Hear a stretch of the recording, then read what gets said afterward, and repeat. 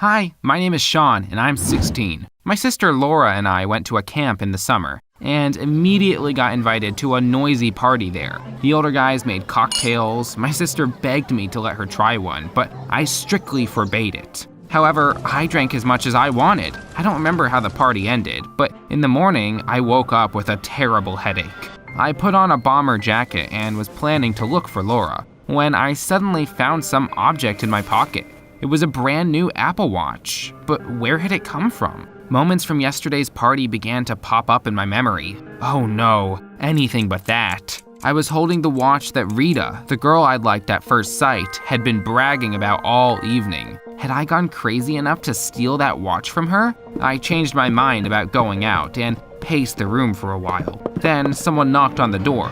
I was very scared. I knew it was probably Rita who had found out about the terrible thing I had done and come to deal with me. Maybe she even brought the police. I slowly opened the door and immediately exhaled. My friend Theo was standing there. Dude, check out the video. The party was a blast. Look what you did. Terrified, I stared at the screen of Theo's phone. Was I about to see myself pocketing a girl's watch? What I saw was much better than I feared. In the video, I was jumping up and down, lying on the parquet and waving my arms around. Back then, I'd thought I was dancing contempt and looking cool, but it turned out that I had been sweeping the floor with myself. What a nightmare. Wait, Theo, rewind a little. In the background, I saw something much more interesting than my failed dance. Laura had crept up to my jacket and put someone else's watch there. How mean of her. She must have decided to take revenge on me for depriving her of cocktails. I would have quickly forgiven my sister for any other prank, but not this time. After all, Laura knew how much I liked Rita, and still made me look like some kind of criminal. Oh, I almost felt sorry for my sister. But first, I had to return the watch unnoticed.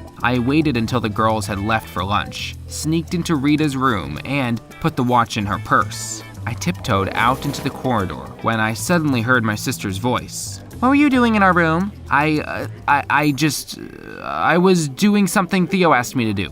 What was that? He is preparing a surprise for you and asked me to bring you on a romantic date for the evening, to the river. Laura's eyes instantly lit up with curiosity. Of course, after all, she had been pinning after Theo for years. As you might have guessed, there was no surprise date, for now, but I immediately started coming up with ideas. In search of a solution, I went down to the river. I needed to do something that would make my sister lose any wish to ever plot against me.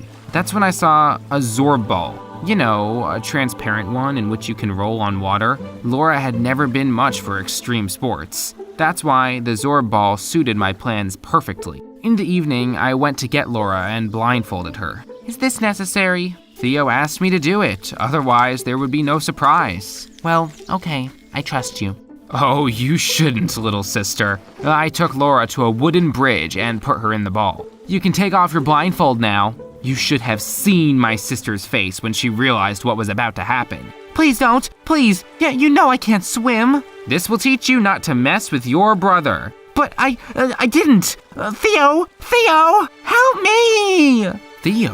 What was he doing there? I looked around and really did see my friend. He was sitting on the sand a couple of meters away from us and doing something on his phone. But he didn't even look up at Laura's cry. I saw despair in my sister's eyes and even felt sorry for her for a second. But then I remembered what she had done, put all doubts aside and pushed the ball into the water. Ah! Help me! Ah! Frightened, Laura was spinning in the ball like a squirrel in a wheel. Theo and I were almost falling over from laughter. My revenge was a success. I was about to set my sister free when I suddenly realized that her ball was already very far away from us. It had been swept away by the current while we had been having fun. My breath caught in my throat. The prank had gone out of control. I just wanted to scare my little sister, not leave her stuttering for life. Theo, let's run along the shore. We can swim to the ball and then roll it back to land.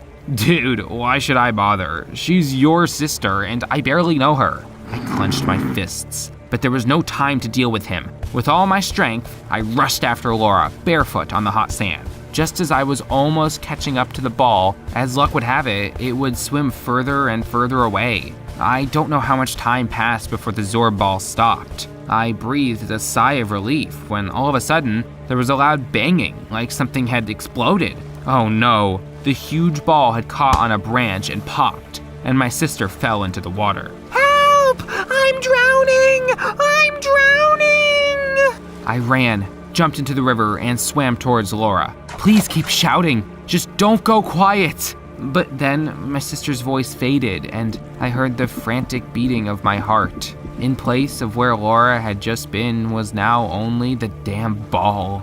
I took a deep breath, dived, and saw my exhausted sister slowly sinking to the bottom. I'd never acted so fast before. I grabbed Laura with both hands, surfaced, and swam towards the shore with all my strength. Once we were on land, I took my sister off my back, put her on the sand, and couldn't help but cry out. She was deathly pale. I frantically tried to remember everything we had been taught at the first aid courses at school, but unfortunately, I'd skipped the lessons on rescuing drowning people. So I decided to act by intuition, like the people did in movies, and pressed on Laura's chest with my hand several times. She suddenly stuttered and started coughing. I was overjoyed and hugging my sister tightly, but she pushed me away. Are you insane? Why did you do that, Sean? I'm so sorry, sister. I'm sorry. Please, You're in for it now. I'll tell our parents. Go away. I don't want to see you anymore. Anger and the unfairness of it all got to me. Oh yeah? Don't forget, I have something to tell them about you too. What are you talking about? Don't pretend to be innocent. I found the phone in the sand and showed Laura my proof. But the longer my sister watched the video, the more upset she got. In the end, she even burst into tears. Sean, I really don't remember this. I would never do that. Oh really? So you didn't listen to me and got drunk that evening? No, that's not it. Let's go. We both messed up. Let's just forget everything. On the way to the camp, I told Laura about Theo's words. She tried to look indifferent, but I knew my sister too well. A tear ran down her face. My news broke Laura's heart, but I still hoped I would get to date Rita. That evening, I came to her and suggested we take a walk together, but she looked at me from under her brows. Why? Do you want to launch me in a ball down a river? What are you talking about? Let's take a walk, chat, get to know each other better. I'm sorry, but I don't want to know anything about a guy who is capable of doing that to his own sister. That was the last time we talked. She tried to stay away from me until the end of the camp. It was official. That summer was the worst in my life. Who would have thought that Laura and I would ruin the holidays for ourselves? No wonder we both came home looking upset. But soon, all the bad things were forgotten, and we went back to our normal lives. A new school year began. The incident on the river had scared me so much that I decided to not skip classes from then on. After all, I knew perfectly well I had just got lucky. If I'd known what to do in emergency, I would have saved myself a lot of grief and helped Laura much faster. My sister also started studying fervently.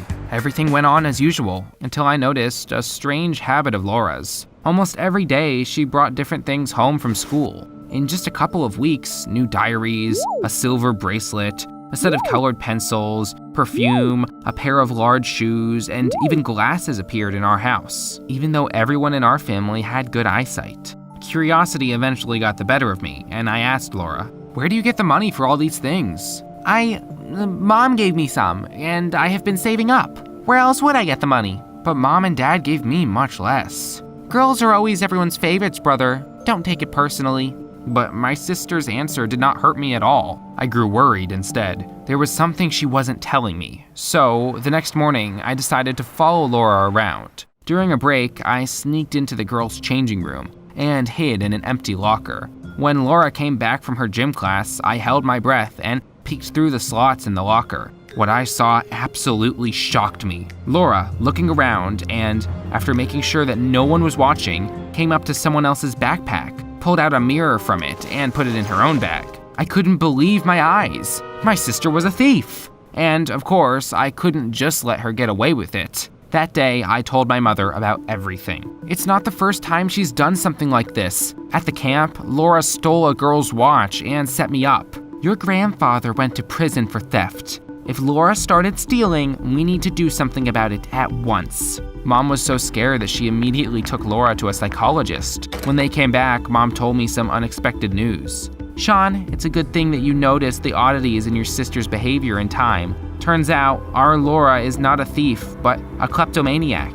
It sometimes happens to teens. The doctor prescribed her pills and promised that everything would get better soon. I felt so terribly ashamed of myself. After all, back then in the camp, I had punished my sister for a disorder she herself hadn't even known about. Poor Laura had gone through something so scary, and all because I had been obsessed with revenge and hadn't even tried to understand the situation. As you can see, it didn't do any good. That's why now I think 100 times before deciding to do something rash.